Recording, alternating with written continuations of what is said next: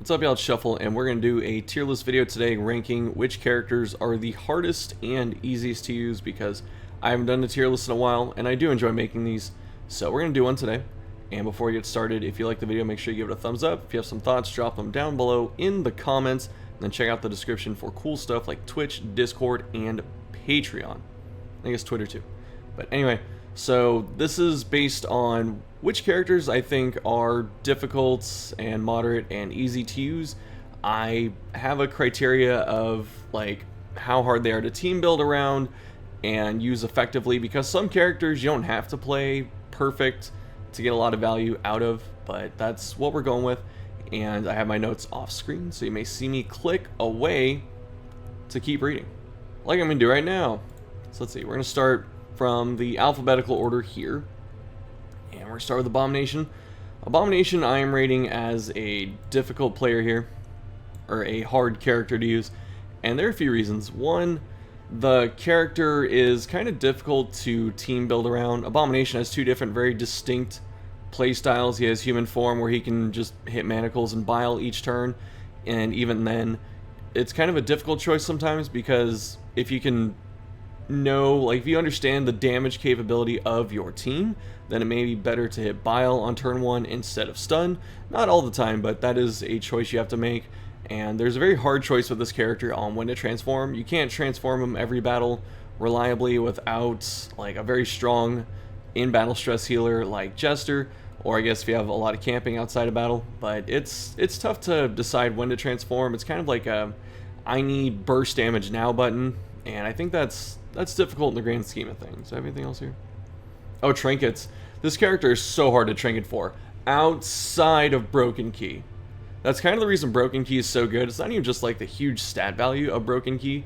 It's that Abomination struggles with itemization. So it's like I can use Padlock or Transference and get stunned, and then I can use like Accuracy for if I transform.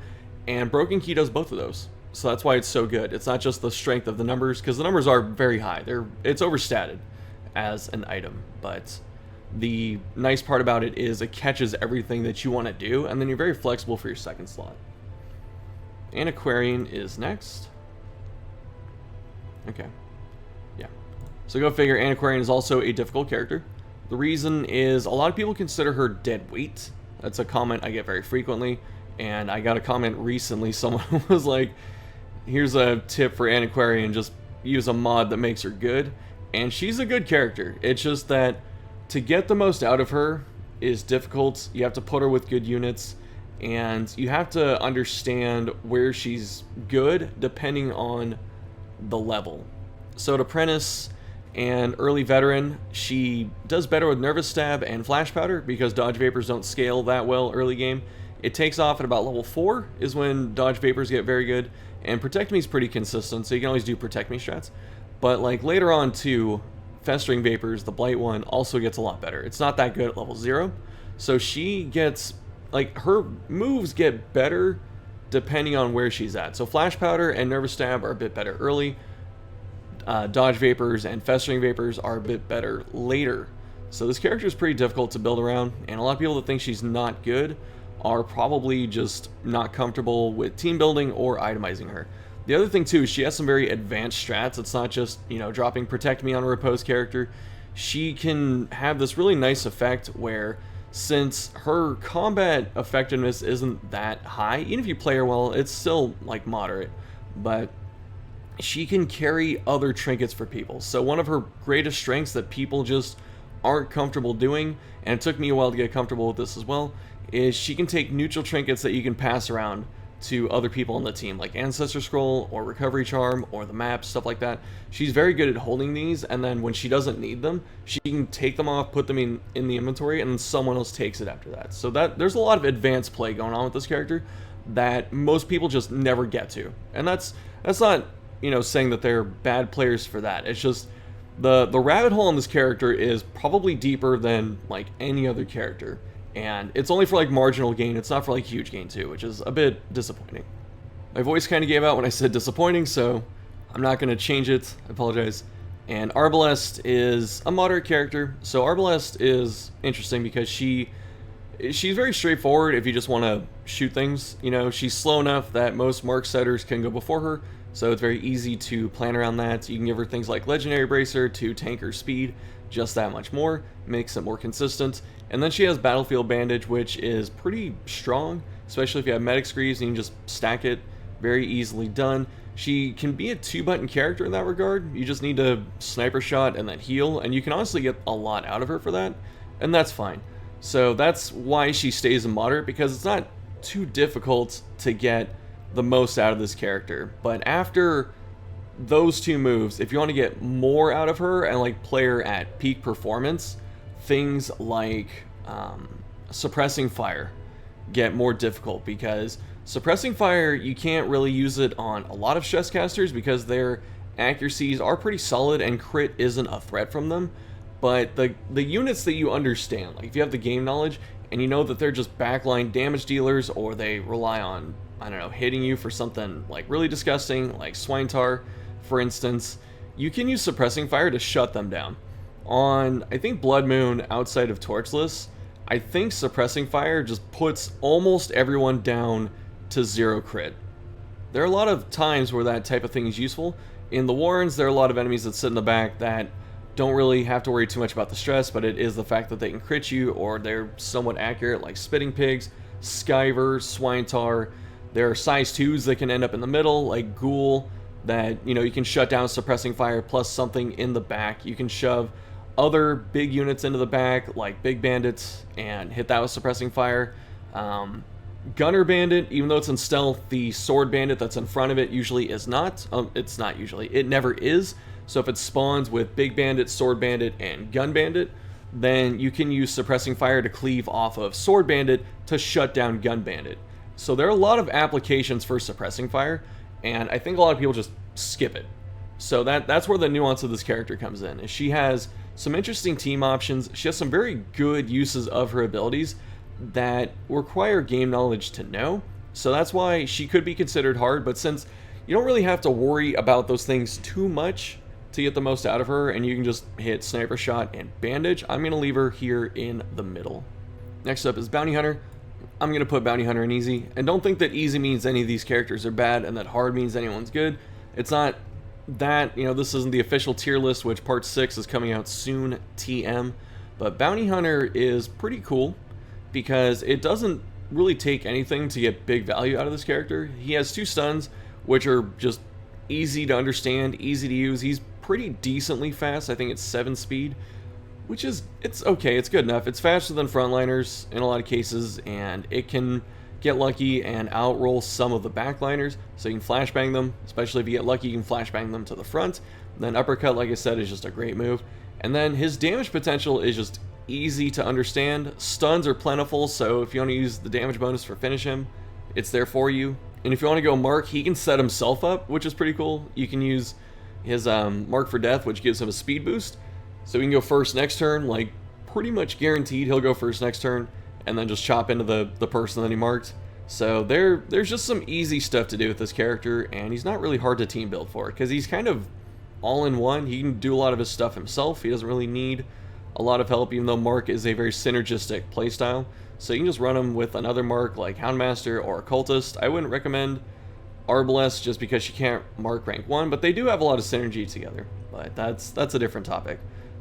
But just having that Bounty Hunter, easy to trinket for. You give him Hunter's Talon, he's good to go. You give him one of his stuns and then like 2 of his attacks and like 1 utility move, and he's just gonna do completely fine. He's gonna blow stuff up or control it easily. Crusader, another easy hero. The buttons are just big value. Stunning Blow hits hard, has good stun chance. Holy Lance can nuke backliners because it's bruiser damage. He has a heal and Inspiring Cry, which are just press button, get value. There's really no complexity to this character, which is not a bad thing. Like, the only complex thing is if you want to team build around Holy Lance, but that's not even hard to do. So Crusader is nice. I'm glad he's a starter character because he can go into most teams pretty easily. It's easy to gear him up. You just pick, like, don't want to focus on stuns, don't want to focus on heals, don't want to focus on damage, and you just give him one of those things. And then his camp skills are good, so there's just a lot of value, and it doesn't take much to get a lot out of this character. He also is pretty tanky, so he can survive. You don't have to worry about him in a lot of cases, and it's just simple, very simple, effective value, easy to build around. Thank you, bird outside. And I guess that's it for Crusader, huh? Next up is Flagellant. This is a difficult character to play. Like, you can just do the bleed stuff and get some good numbers, and that's fine, whatever. But this character, like, the difficulty shows up for him because you really need some good game knowledge to understand when it's safe to leave him at low HP, because there are some times where you don't want to hit Exsanguinate or Redeem the moment you can. You want to leave him, you know, under 40% so he gets his damage bonus. And then sometimes, you know, if a fight's about to end, since he's so fast, he's like a very fast character, like, if a fight's about to end, you're under 40%, it's like, why am I going to spend Exsanguinate to one-hit kill this thing when I can just go into the next fight and hit Exsanguinate there? So there's a lot of stuff you have to understand with this character to get the most out of him. He has something we call 5 move slot syndrome, where he has like 3 or 4 buttons that you just want to put on every time, but then there are a couple conditional ones that you want to put on as well. Usually comes down to having, I think, Punish, Rain of Sorrows, Reclaim. I think all 3 of those are usually good to have, especially in late game. But then it's like, do I run Exsanguinate? Do I run Redeem? Maybe I want to put on Endure or even Suffer. There are times to run any of those. Exsanguinate's usually the front runner just because it's very simple and easy for big numbers. But that's the difficulty of the character, is knowing when you can put those on and when to move swap, because sometimes you do need to swap skills mid-dungeon with this dude. Had to double check the notes there, but yeah, the other final part about Flagellant is a lot of people are scared to let this dude be main healer, which I find very surprising. He's very good at it. He's probably the second best healer in the game. He has an AoE heal when he hits Death's Door, so he's the only other character like Vestal that can AoE heal. He has, I was going to call it a hot, but he has heal over time, so restoration with Reclaim, and Reclaim can be used in 2 different ways. You can use it to bleed him down into low HP to use Exsanguinate or Redeem, or you can just put some big bleed resist on him like Blood Charm or Flesh Heart, and you can get his bleed resist as high as possible to make him very resistant to his own bleeds, and then just pump out Reclaim every turn. So there's a lot of stuff you can do with this character. There's a lot to get out of him in terms of healing. He has a couple different play styles, but most people default to just hitting bleed attacks, and that's fine, that's good enough. But I think if you understand the character and the game well enough, you can get a lot out of this dude that isn't there for many other characters. I like to pretend my favorite character is difficult to play, but she really isn't. So Grave Robber is, I would put moderate, and things like doing Shadow Fade and Lunge, that's very easy to understand. You know, Lunge just hits really hard, and you start in the back, and you can get it. You can also do a range build, which is simple enough. But the difficulty in this character comes in team building. So a lot of people think they need some very mobile team with Shieldbreaker, Crusader, you know, so she can just move around, and you just have this, you know, fluid team that's just moving all over the place. You don't need that.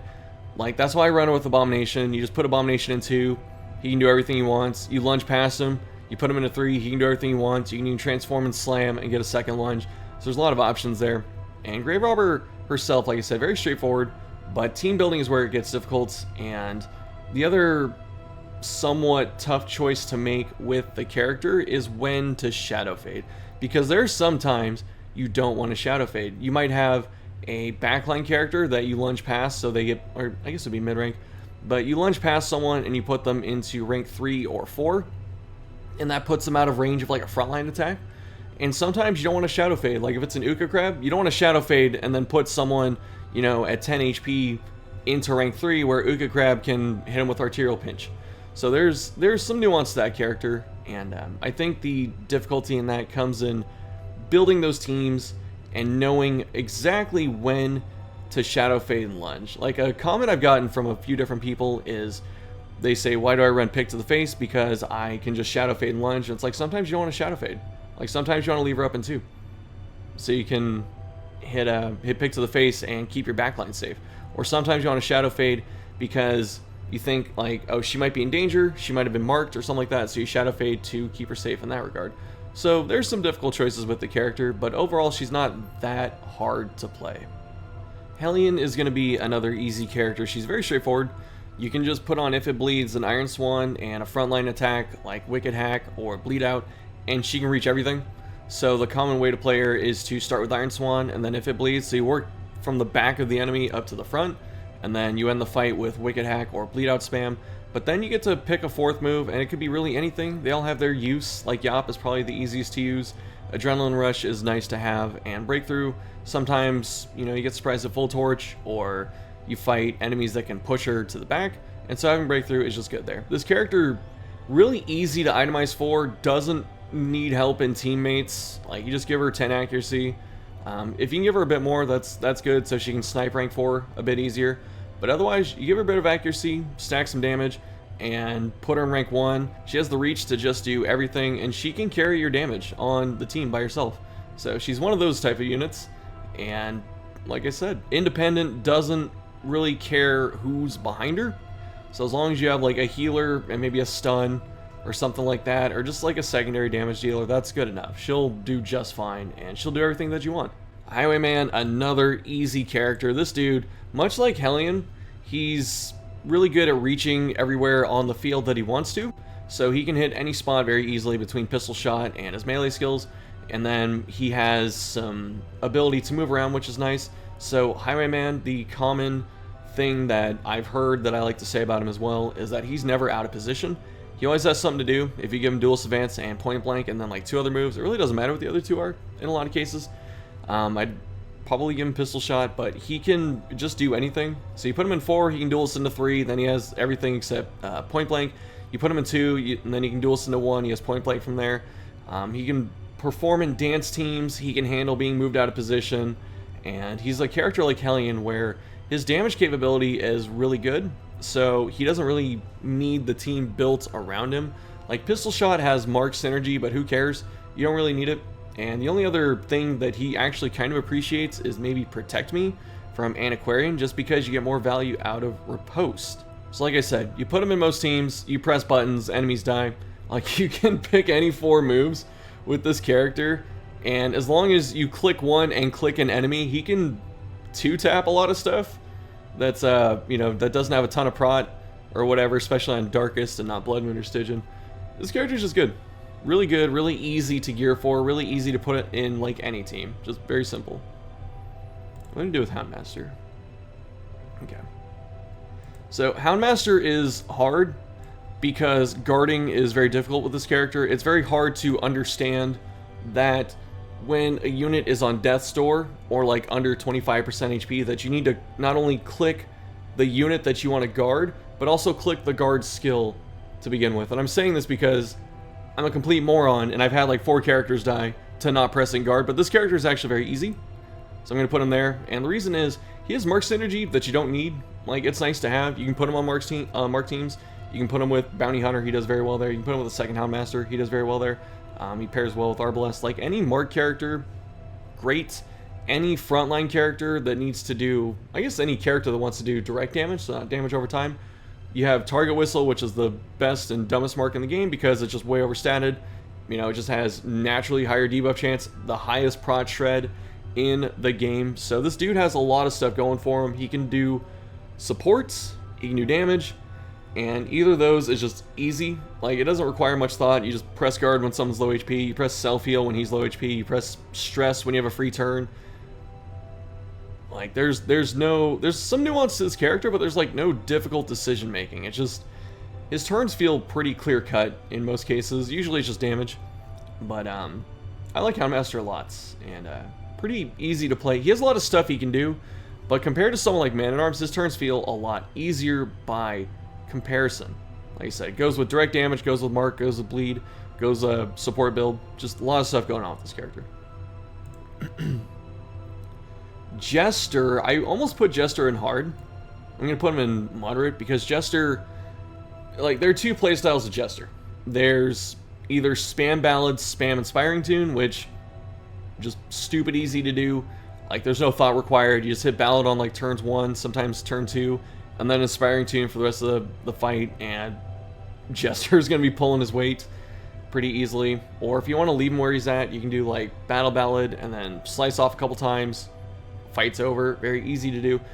But where this character gets very difficult to play is the fact that if you want to use things like Dirk Stab and Finale, and then picking when to do damage, because his damage is okay. His damage isn't like amazing, but his damage is solid enough to contribute. So you have to pick when you want to do damage, and a lot of times you have to trade doing Ballad or stress healing. So it's like, okay, I could heal right now for, you know, 10 or 12, whatever level I'm at, and that's good, that'd be helpful. But I could just do damage, and I could get rid of this dude this turn, and then I can heal next turn, which is nice to have. And then Finale itself. Finale is like probably the move that I find myself planning around the most in the game. If I'm going to Finale with Jester on the team, I'm often thinking about it 1, 2, 3 turns in advance. And it's interesting because the only other character that kind of has that thought process is Flagellant. I was going to say Fnatic. It's Flagellant, where you have to go, okay, do I burn Exsanguinate now? You know, do I heal this turn? Do I go lower HP, stuff like that? And Jester is much the same way. Jester is a character where if you want a Finale, you have to think about it ahead of time, because it's going, okay, who do I want to hit with Finale? Do I want to hit the size 2, the mini boss, whatever, and charge it up for 6 turns and do good damage there, sometimes 8 turns?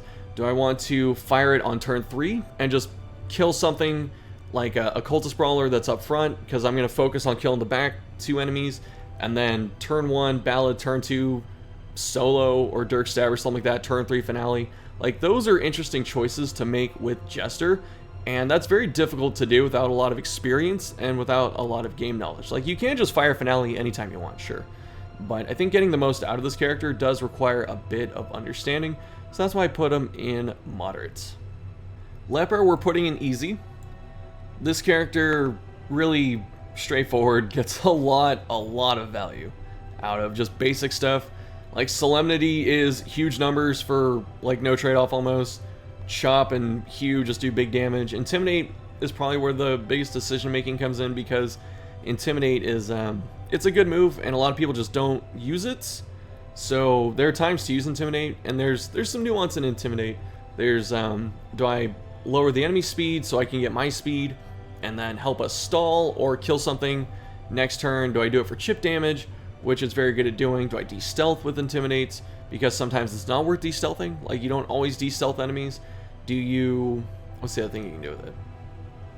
Oh, Mark Tank. You can Mark Tank yourself. So there's a lot of stuff going on with Intimidates, and that's probably the only like difficult choice with the character. Otherwise, you press Chop, you press Hew, you get big numbers. You press Revenge on bosses, you press Withstand if status is going to be a huge issue. And then you have Purge. Purge has its place as well. But for the most part, you give this dude like 25, 30 accuracy. Like 20 is probably the bare minimum that he'll need. But if you can get him up to like 25 or 30 bonus accuracy, like, this dude will just wood chipper everything in front of him. And that's good enough. Like, you don't have to understand enemy attack patterns or some of the enemies that have cooldowns, or know like what their abilities can do, because you can just put accuracy on this dude and then just press Chop every turn, and then Solemnity when he gets low, and he's gonna do fine. Like, he doesn't really need much in the way of team building either. He appreciates Jester or Man-at-Arms to give him accuracy, but he doesn't need them. So Leper, very independent, very straightforward, very easy to get big damage value, and he can keep himself alive, which, you know, only a few characters can actually keep themselves alive very reliably. Man-at-Arms, in my opinion, the hardest character to play in the game. I think this dude, like, it seems simple. You can just press guard or command and stuff like that, but to get the most out of this character, like, you really have to understand the pace of the battle. You have to reassess what threats are up each turn, like what enemies are still alive, what buttons you need for that. All of his moves can be used in the hallway. Bolster, you probably don't want to use, but you can still do it. So it's like, picking the moves he's going to use is difficult. He's a 5 move slot hero, like a 5 move slot syndrome type of hero. Like, you could even say 6 or 7 move slot, because he really does want the Abomination effect where he can use everything at once, because all of his moves just do different good things. Like, Crush can hit rank 3, which is great. Rampart is a good stun that can move, so you can use either the stun or the move or both. He has Guard, which sometimes spam guarding someone is just a good thing to do. He has Bellow, which Bellow is like giving yourself permanent surprise against the enemy, because the speed penalty is pretty good compared to Ballad, which is a smaller speed bonus. And let's see, you get Retribution, which has its place. You have Command, which sometimes Like, do I command or do I bellow? Usually bellow if you need the speed drop, and then you command if you want the damage. And then you have bolster, which, when do I put on bolster? This character just has the hardest turns, I feel like, just in the game. Especially turn 1. Because Man-at-Arms is very good at dictating what happens in the battle, depending on what you do. So, he's got a very difficult first turn, second turn, third turn. Usually after he gets set up, like if about 3 or 4 turns go by, especially in like a boss battle, he hits a rhythm. But if you're not in those situations, then finding that rhythm is pretty tough, especially because the battles should be like decided by turn 4. They don't have to be over turn 4, but by turn 3, turn 4, it should be very clear that you're like winning, you're going to win, all the big threats are gone, and then you're just either dealing with like a size 2 enemy or you're just trying to recover. So Man-at-Arms, pretty difficult. Difficult to trinket for, difficult to pick turns for, difficult to team build for because you can do so many things with him. Just a very tough character, I feel like. Musketeer, she's a reskinned Arbalest, so she's going to go in the same spot. I was thinking about leaving her down here, but people would ask questions, so I'm just putting her there. Occultist, also a moderate hero. Occultist can do a lot of things. He can do a lot of things pretty well. Like, he has a good stun. He can facilitate offense with his Hex, and stun helps a bit too. He can pull things, which helps with offense or clearing corpses. He's got a lot of things he can do. They're not too difficult to understand, you know, like the things they can do. Weakening Curse is a good move. I'm starting to get into like ramble tier list territory, so I'm going to try and stop that. But he has a few different playstyles, which makes him a bit harder to do. And the thing I think people screw up the most with is healing with this character. Either they don't bring a secondary healer to offset, you know, him rolling 0, or they just don't heal when they're supposed to. A lot of people should be healing with Occultist when you're at about half HP. A lot of people wait till their other heroes or whatever are down to like a quarter or at Death's Door, and you do not want to heal someone at Death's Door with this character. That's when you are going to hate him, because he will hit 0, he will bleed you at some point, someone will die for it, and you're going to say this character sucks, when you should have been healing at half HP, not 0. So I think there's a lot of misplay potential with this character. He can be a bit difficult to build around, but at the same time, he can do so much that he can just fit in a lot of teams that you wouldn't expect. Like, there's so many teams, you can just put this dude in rank 1, rank 2, which is what I like to do. You can put him in 3 or 4, and he can just contribute. He can pull stuff, he can cleave the backline, he has sacrificial stab, he has good heal, he has a stun. He's got so much going on that he can do a lot, but it's not too outlandish in terms of how hard it is to think of stuff to do with him. That I don't think he's a hard character, but I think he just has a lot. So he can be a bit intimidating, but I don't think he's that difficult to play once you just sit down, like read the abilities, and get comfortable with him. So I'm not going to put him in hard, but I definitely considered it for about like 5 or 10 minutes. Plague Doctor. Interesting character. Putting her in easy. She's really straightforward. Like, you press Blinding Gas on turn 1, you get Speed Quirk. She's very easy to itemize for. She's very easy to play. You just hit the stuns until there's no stun targets, and then you rotate Blights when you don't have stun targets. Like, the stun resistance is too high, so you just hit Blights at that point. You hit Battlefield Medicine if someone's, you know, got a nasty damage over time effect, and it can heal a good amount, you know, inversely. So instead of healing, you know, 11 with Vestal, Plague Doctor can heal like 14 or whatever if she hits a 4-point bleed, you know, like a 12 damage bleed. With her 3 on heal, that's 15 points of effective healing. So Plague Doctor, pretty easy. Like, put her in most teams, she just does the same thing. Like, she just sits in the back, she stuns, and then she throws Blights. You can use Incision, and you can use the buff vapors, like the damage buff thing, but you don't need to. Just not a difficult character. Just not.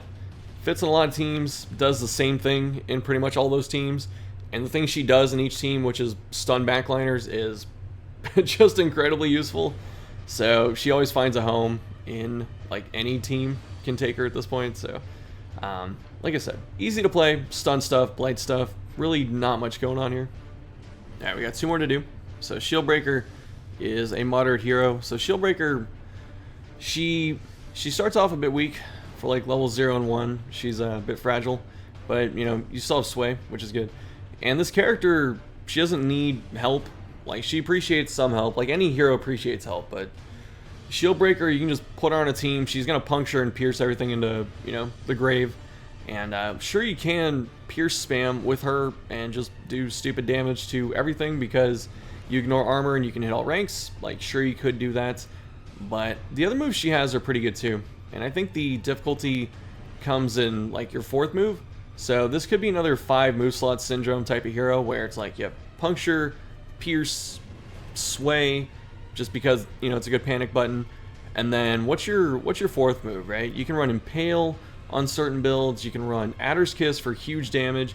You can run Expose, especially like later game when a lot more enemies have stealth. Expose gets better. Looking at you, Hook Pigs. And, well, I'm not going to talk about other stealth enemies just in case people haven't played Shieldbreaker. So we have those choices, and you don't have to really think about team building around here. It's just more like, what moves do you give her? Like, do you puncture on turn 1 because there are things worth puncturing on turn 1? Do you just pierce spam, or do you rock one of your other abilities? There's a fair bit of choice to be made with this character, but really not enough to warrant her to be in a higher spot. And like I said, team building for this character is not difficult. You just put whoever on the team. She can mesh with a lot of people because she does pretty good damage overall. And I think trinketing for her is pretty easy to do as well. Usually some accuracy if you don't have Jester, and then I like to give her something that's like survivability, and then after that she's good to go. Go figure, Vestal is also an easy character. Vestal is someone that you can put her in pretty much any team, and she does the same thing. She drops her decent stun, she can hit rank 4 with Judgment, and she has 2 heals that are both just good, especially the group heal, because it gets a bunch of people off Death's Door. So there's nothing to this character, man. Like, there's no point to playing Bonk because you have this very efficient healing, so why bother? It's fun to do, it can be effective, don't get me wrong there, but there's just no point. She has a very one-dimensional, linear type of playstyle. She doesn't care who else is on the team because she's doing the same thing every single time, and she's good at it. So she makes a lot of teams easier to play. You don't have to worry about like turn denial or off healers or stacking like self healers across your team because you just have Vestal who can heal anyone easily, effectively. She can stun stuff and she can zap stuff. So really easy to build, really easy to build around, really easy to play. Definitely the easiest character to play in the game, but I guess that's what they wanted. They wanted a healer that is easy, doesn't take a lot of thinking, and that's fine. You know, that's no disrespect to Vestal or Vestal players. I bust this character out a lot for just various missions because it's safe and straightforward. Alright, y'all, that's going to do it for this one. Let me know what you're thinking down below. Give the video a thumbs up. Check out the box with the links and stuff that I was talking about before. Let me know who you think is difficult to play or easy to play or something I missed. I think this list looks pretty good. I'm happy with it. I like that the top is a bit more exclusive than we have, like, you know, the mid. I feel like this is pretty good. Honestly, like, just, you know, two more in moderate than 2 more in easy, and that's pretty cool. So that's it for this one. Next up, you know what? I can't remember what I'm working on besides the Crimson Court guide, which I wanted to have up last weekend. I couldn't do it. I tried my hardest. I took like I worked for like 12 hours on Thursday. I couldn't do it, and so there you go. I'm gonna try and have it up this week, so I apologize. And yeah, look forward to the stuff coming up. I'll see you next time.